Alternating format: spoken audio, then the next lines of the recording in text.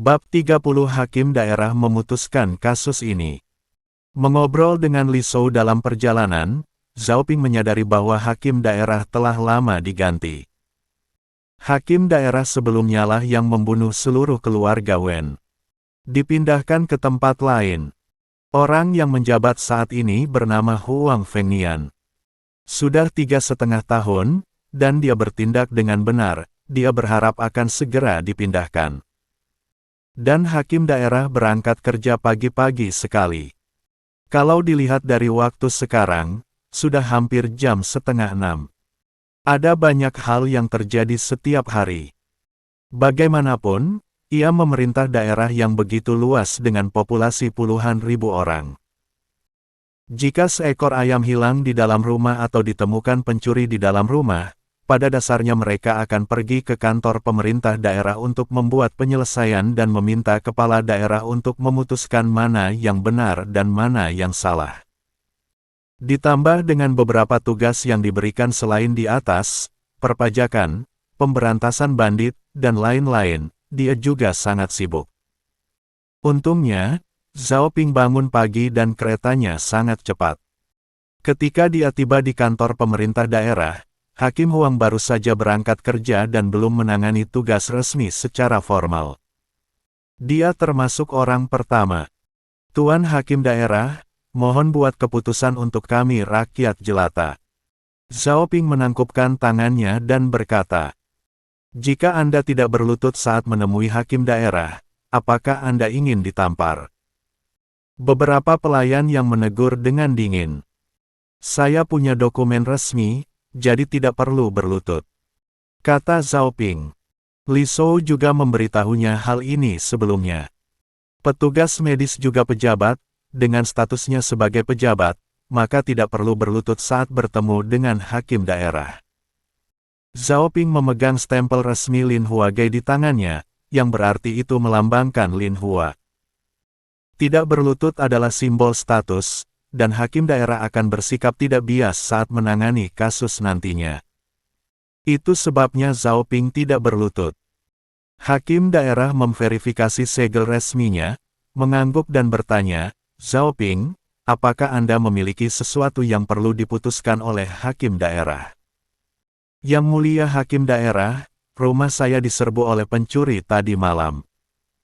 Zhao Ping menjelaskan masalahnya dengan singkat dan menyeret Wang Xiren dan Tao Jian Kaola. Bahkan pengakuan tulisan pun disampaikan. Hakim daerah melihatnya sekilas, lalu dia terkejut dan berteriak, kamu begitu berani dan nakal, kamu berani masuk ke rumah pada malam hari dan hendak mencuri. Kemarilah, kalian akan dipukul 20 papan. Saya. Zhao Ping terdiam beberapa saat. Apakah kasus-kasus diselesaikan dengan begitu tergesa-gesa pada zaman dahulu? Tapi biarkan saja, mereka semua adalah musuh, dan Zhao Ping tidak akan membela mereka. Wang Xiren buru-buru berlutut dan berteriak, tolong yang mulia hakim daerah, saya juga dihasut oleh orang lain, dan kami tidak melakukannya atas inisiatif diri sendiri. Oh! Huang Fengnian pura-pura tidak tahu, dan bertanya dengan wajah tegas, pencuri tetaplah pencuri, bagaimana kalian bisa diperintah oleh orang lain? Jawab dengan jujur kepada hakim daerah. Wang Xiren buru-buru berkata, itu karena Feng Junren. Dia ingin kami mencuri dokumen resmi milik Zhao Ping dan kemudian menuntutnya karena menjual bahan obat tanpa dokumen resmi. Tuan hakim daerah, Anda harus memutus hal ini dan membuat keputusan yang adil untuk kami. Apakah benar terjadi demikian? Huang Fengnian mengerutkan kening dan berkata, tapi hatinya dipenuhi dengan kegembiraan. Keluarga Feng, akhirnya aku mendapatkan bukti kejahatanmu. Ceritanya, keluarga Tian mendapatkan 1.000 tael perak darinya, sebagai ganti biaya pengobatan atas sakit yang diderita Nona Putri Tuan Tian. Meskipun keluarga Feng tidak bisa dibandingkan dengan keluarga Tian, namun dia berusaha mengurangi kerugiannya, sebanyak 500 tael perak. Itu semua uang yang akan didapat, setelah berhasil mencuri dokumen resmi milik Zhao Ping, lalu menuntutnya atas penjualan bahan obat secara ilegal, lalu menyita uang biaya pengobatan keluarga Tian kepada Zhao Ping sebanyak 300 tael beserta 3 ekor kuda dan keretanya, senilai 200 tael. Dengan 500 tael itu, kerugiannya akan berkurang setengahnya. Setelah merenung sejenak, hakim daerah menepuk palu sidang. Petugas, pergi dan bawa Feng Junren ke sini.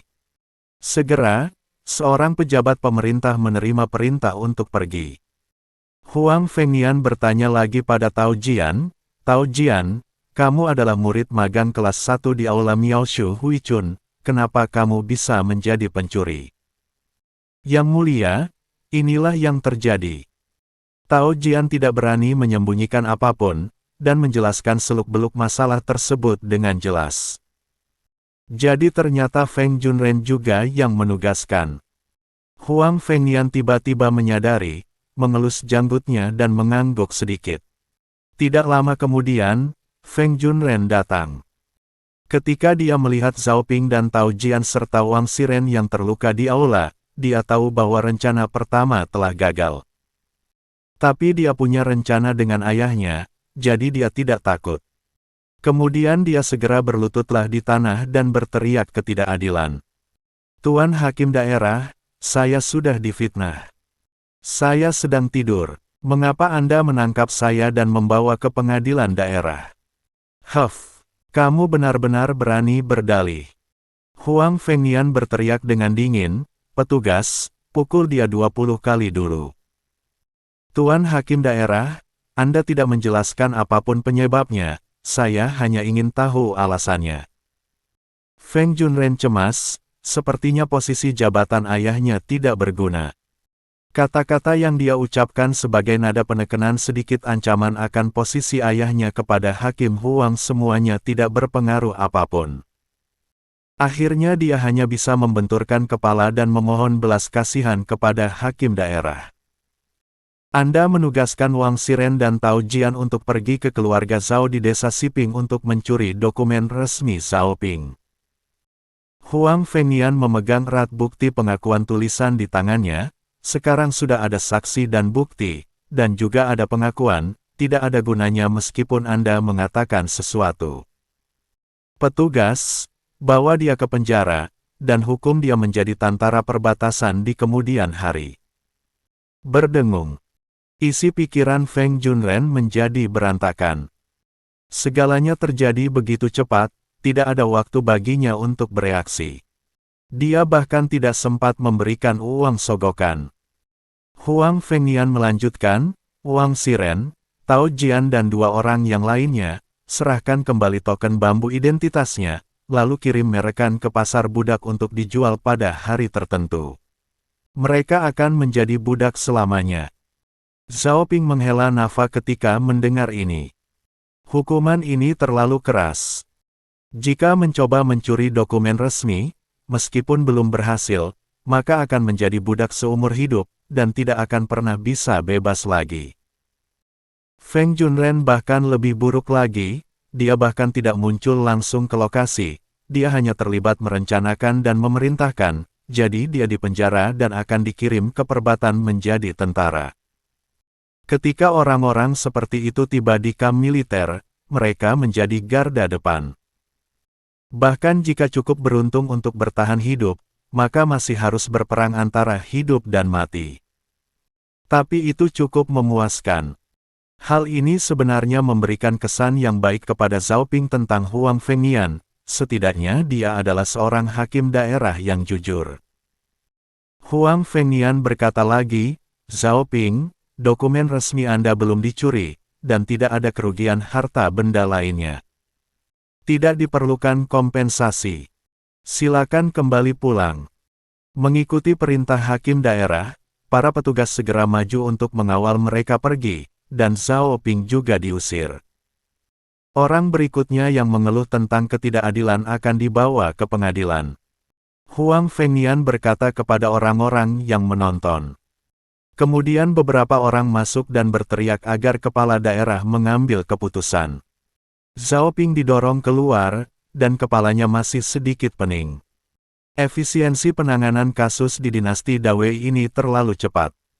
Ada pengakuan, saksi, bukti, dan beberapa pertanyaan, maka kasusnya langsung diselesaikan dan bisa langsung ditutup. Sungguh seperti permainan anak-anak. Tidak, aku bahkan tidak berani bertingkah seperti ini di dalam drama sekalipun. Itu benar-benar membuka mata Zhao Ping. Jika seperti ini proses penyelesaiannya, Zhao Ping dapat menggunakan cara penyelesaian kasus yang sederhana, langsung, dan kasar ini untuk mengatasi keluarga Feng lagi. Setelah meninggalkan kantor pemerintah daerah, Li Shou meminjam kereta untuk menjalankan bisnisnya. Zhao Ping kembali ke desa Siping. Dia tiba di rumah sebelum tengah hari. Seluruh keluarga merasa lega. Semua orang berkumpul di sekelilingnya untuk menanyakan apa yang terjadi, dan Zhao Ping hanya bisa memberitahunya. Semua orang sangat lega mendengarnya. Terutama Wen Hui, dia bahkan tertawa terbahak-bahak. Setelah semua orang pergi, Zhao Ping memanggil Wen Hui sendirian. Wen Hui, apakah kamu masih ingat stempel resmi keluarga Feng? Zhao Ping bertanya. Tidak ingat. Wen Hui menggelengkan kepalanya, dokumen resmi yang dia keluarkan untuk ayahnya saat itu dicap dengan stempel pribadi. Saya belum pernah melihat stempel resminya. Tuanku, mengapa kamu menanyakan hal ini? Saya ingin membantu merehabilitasi nama baik keluargamu. Zhao Ping berkata terus terang, jika kita dapat mengetahui seperti apa stempel resmi keluarga Feng, kita dapat membuat salinan dan mencapnya. Hakim Huang sangat terburu-buru dalam menangani kasus, dia pasti akan menjatuhkan hukuman pada keluarga Feng. Tapi kita tidak tahu stempel resmi keluarga Feng.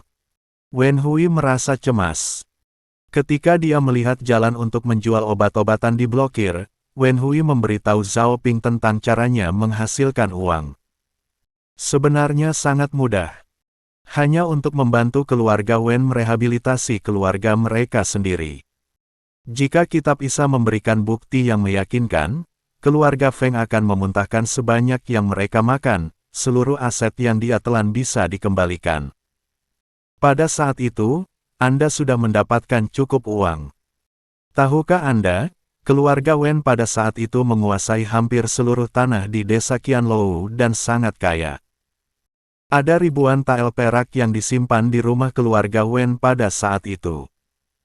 Di sisi lain, dengan hanya 100 tael, Zhao Ping bisa mengambilnya sebagai selirnya.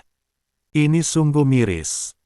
Sekarang sang tuan sedang memikirkan sebuah rencana, tetapi rencana itu terhambat karena tidak memiliki stempel resmi Feng, jadi Wen Hui hanya bisa menahan diri untuk tidak khawatir. Jangan khawatir, luangkan waktumu, kita akan cari buktinya. Zhao Ping berkata, karena kita bisa memenjarakan Feng Junren, maka ayahnya juga tidak terkecuali. Ini hanya masalah waktu. Wen Hui tidak bisa berkata apa-apa lagi dan keluar untuk membuat anggur. Anggur yang harum seperti itu pasti akan terjual mahal, dan nantinya tidak perlu khawatir tentang 100 tael perak. Wen Hui tidak tahu, kalau Zhao Ping punya tabungan lebih dari 100 tael perak, sebagai biaya pengobatan dari keluarga Tian. Bagaimanapun, dia ingin menjadi selir dari tuannya. Dia bahkan tidak ingin membatalkannya apalagi melarikan diri. Namun saat ini, keluarga Feng sedang dalam masalah. Feng Junren dipenjara, dan berita bahwa dia hendak membunuh Zhao Ping dan diasingkan jadi tentara di perbatasan, sampai ke telinga keluarga Feng. Istrinya menemui Feng Zhengchu sambil menangis dan memintanya untuk menemukan solusi. Meskipun Feng Junren bukan satu-satunya putra keluarga Feng, dia adalah putra tertua. Jika ingin mewarisi bisnis keluarga Feng di masa depan, maka tidak boleh melakukan kesalahan apapun.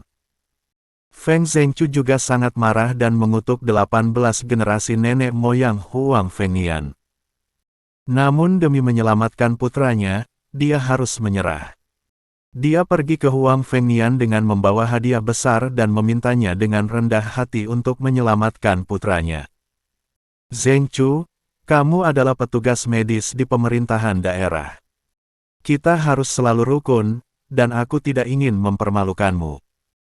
Huang Fengnian menghela nafas, tetapi Zhao Ping tidak hanya memiliki saksi tetapi juga pengakuan lisan dan tertulis, dan pengakuan juga merupakan bukti yang kuat. Di depan begitu banyak orang, saya tidak bisa membela Junren. Sekarang setelah sidang selesai, sangat sulit untuk melepaskannya. Kita harus menjaga ini dengan baik agar tidak menimbulkan polemik di masyarakat. Kamu orang tua, bukankah kamu hanya ingin uang?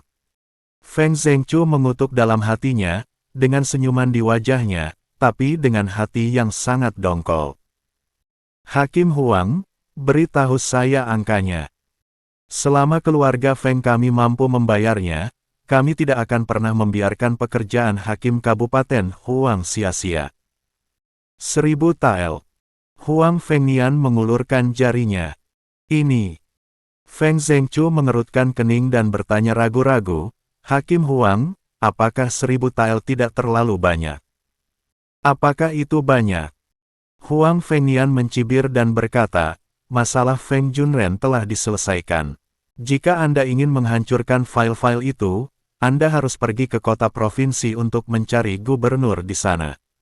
1000 tael hanya dapat kubawa untuk mengetuk pintu para pejabat di sana. Jika ingin diberi wajah oleh para pejabat di provinsi maka tentu harus memberikan mereka wajah yang cukup. Jika aku tidak ingin memberimu wajah, meski kamu terus menambah uang juga tidak akan ada gunanya. Karena aku dekat denganmu, makanya aku meminta biaya untuk mengurus hal tersebut. Kalau orang lain, meski mereka memberiku 5000 tael, aku tidak akan membantu. Terima kasih, Hakim Kabupaten Huang, atas pertimbangan Anda. Feng Zhengqiu terus mengutuk di dalam hatinya, namun dia tetap mengangguk dan memuji, saya akan pulang sekarang untuk menyiapkan uang. Saya juga berharap Hakim Huang akan lebih merawat anjing itu agar dia tidak menderita di penjara. Mudah dilakukan itu. Melihat sosok Feng Zhengqiu yang pergi, Huang Fengnian mengelus janggutnya dan berkata dengan santai, apakah kamu betulan setuju? Apakah aku pantas bila hanya mendapat sedikit uang?